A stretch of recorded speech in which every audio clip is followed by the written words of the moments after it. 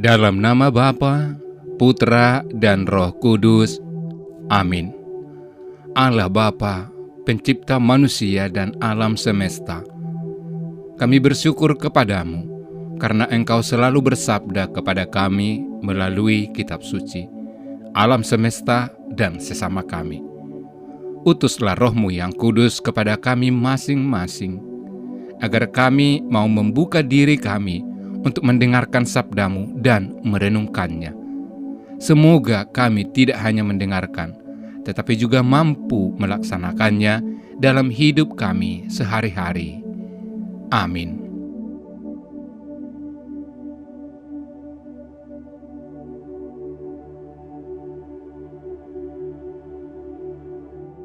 Pada waktu itu datanglah murid-murid itu kepada Yesus dan bertanya, "Siapakah yang terbesar dalam kerajaan sorga?"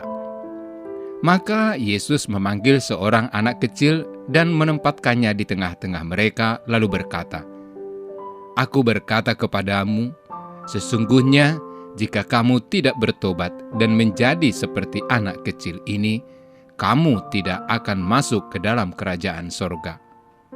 Sedangkan barang siapa merendahkan diri dan menjadi seperti anak kecil ini, dialah yang terbesar dalam kerajaan sorga. Dan barang siapa menyambut seorang anak seperti ini dalam namaku, ia menyambut aku. Ingatlah, jangan menganggap rendah seorang dari anak-anak kecil ini. Karena aku berkata kepadamu, ada malaikat mereka di sorga yang selalu memandang wajah Bapakku yang di sorga. Bagaimana pendapatmu? Jika seorang mempunyai 100 ekor domba, dan seekor di antaranya sesat, tidakkah ia akan meninggalkan yang 99 ekor di pegunungan dan pergi mencari yang sesat itu? Dan aku berkata kepadamu, sesungguhnya jika ia berhasil menemukannya, lebih besar kegembiraannya atas yang seekor itu daripada atas yang ke-99 ekor yang tidak sesat. Demikian juga Bapamu di surga tidak menghendaki supaya seorang pun dari anak-anak ini hilang." Demikianlah sabda Tuhan. Saudara-saudari terkasih dalam Kristus, kerendahan hati, perhatian terhadap yang lemah, dan kasih yang tak terbatas adalah inti dari ajaran Yesus yang menginspirasi.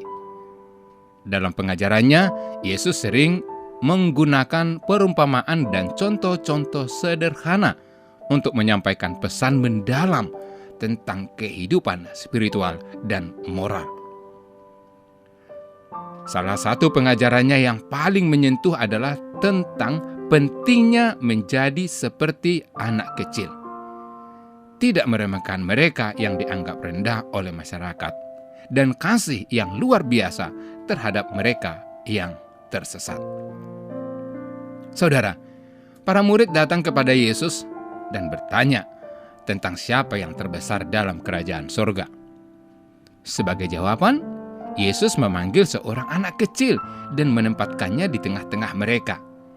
Dia menegaskan bahwa jika seseorang tidak bertobat dan menjadi seperti anak kecil, ia tidak akan masuk ke dalam kerajaan sorga. Yesus menekankan bahwa merendahkan diri seperti anak kecil adalah kunci untuk menjadi besar di kerajaan sorga. Dalam konteks ini, seorang anak kecil melambangkan ketulusan, ketergantungan, dan kerendahan hati. Yesus juga menegaskan bahwa menerima seorang anak kecil dalam namanya adalah sama dengan menerima Yesus sendiri. Menunjukkan pentingnya menghargai dan menerima orang-orang yang lemah dan tidak berdaya. Saudara, Yesus memberikan perumpamaan tentang seorang gembala yang memiliki 100 ekor domba dan kehilangan satu. Gembala tersebut meninggalkan 99 domba lainnya di pegunungan dan pergi mencari yang tersesat.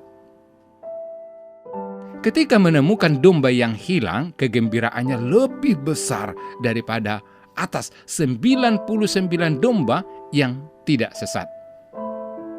Yesus menggunakan perumpamaan ini untuk menggambarkan kasih Allah yang besar dan tak terbatas terhadap setiap individu, terutama mereka yang tersesat atau jauh darinya.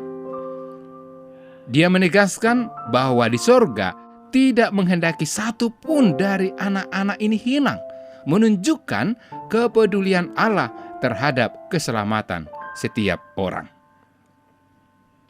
Saudara-saudari yang dikasihi Tuhan, dalam setiap interaksi, kita diajak untuk rendah hati seperti seorang anak kecil, mengakui keterbatasan dan kesalahan kita, serta terbuka untuk belajar dari orang lain, menghargai setiap individu tanpa memandang status sosial atau latar belakang mereka menjadi penting, karena setiap orang memiliki nilai besar di mata Tuhan. Dalam praktiknya sehari-hari, ini berarti tidak mengabaikan atau meremehkan mereka yang lemah atau yang tidak berdaya, tetapi sebaliknya, menunjukkan perhatian dan kasih yang tulus kepada mereka. Selain itu, kita diajak untuk aktif mencari dan membantu mereka yang tersesat atau mengalami kesulitan dalam hidup, mencerminkan kasih Allah yang besar dan tak terbatas. Dengan demikian, ajaran ini menginspirasi kita untuk hidup dengan kerendahan hati, menghargai setiap individu, dan menunjukkan kasih serta kepedulian yang nyata kepada semua orang. Tuhan memberkati. Ya Bapa yang penuh kasih, hanya Engkau sajalah sumber kehidupan dan keselamatan kami. Bukalah mata kami agar mampu mengenal kemiskinan dan kedosaan kami sedalam-dalamnya, sehingga kami digerakkan untuk datang mendekat kepadamu, dan kemudian melayani sesama dalam kerendahan hati. Doa ini kami sampaikan kepadamu dengan pengantaraan Putramu Yesus Kristus, penyelamat kami. Amin. Yang Maha Kasih, kami bersyukur atas rencana perjalanan apostolik Bapak Suci Fransiskus ke Indonesia. Semoga perjalanan ini menjadi pengalaman iman yang mempererat persaudaraan dalam keanekaragaman, memperkuat bela rasa kepada saudari-saudara kami yang miskin, lemah, tersingkir, dan menderita. Kami mohon kepadamu, berilah kesehatan yang baik bagi Bapak Suci, agar rencana kedatangannya menjadi berkat bagi gereja dan bangsa Indonesia. Semoga kehadirannya membawa sukacita Injil dan membangkitkan pengharapan bagi terciptanya kerukunan, kedamaian, dan kebaikan bersama Bunda Maria, Ibu dan Teladan Iman, serta Bapak Yosef, mempelainya yang amat setia.